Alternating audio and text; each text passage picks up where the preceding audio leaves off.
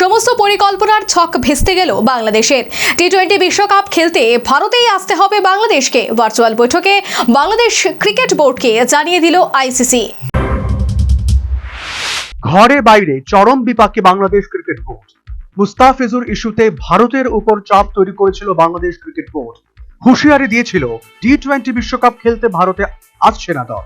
ভিন্ন ভিন্ন অজুহাত তুলে বিপাকে ফেলতে চেয়েছিল ভারতকে। চিঠি দিয়েছিল বিশ্ব ক্রিকেট সংস্থা আইসিসি কেও, কিন্তু কোনোভাবেই গুলেনি বরফ।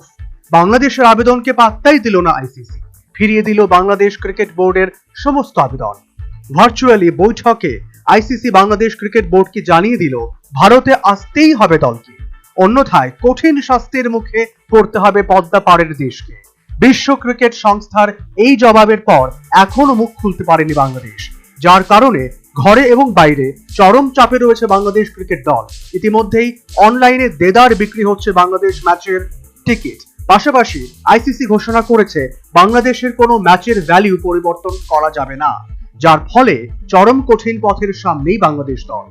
এই পরিস্থিতিতে সমালোচনা ভেঙে ভারতে আসতে চাইলে যেমন বিপদে পড়বে দল, ঠিক তেমনি ভারতের অভ্যন্তরেও বাংলাদেশ নিয়ে শুরু হবে একাধিক কটূক্তি, যার কারণে তথ্যবিজ্ঞ মহল মনে করছে মুস্তাফিজুর রহমান ইস্যুকে হাতিয়ার করে বাংলাদেশ নিজের পায়ে নিজেই কুড়োল মারল। Bureau report, news vanguard.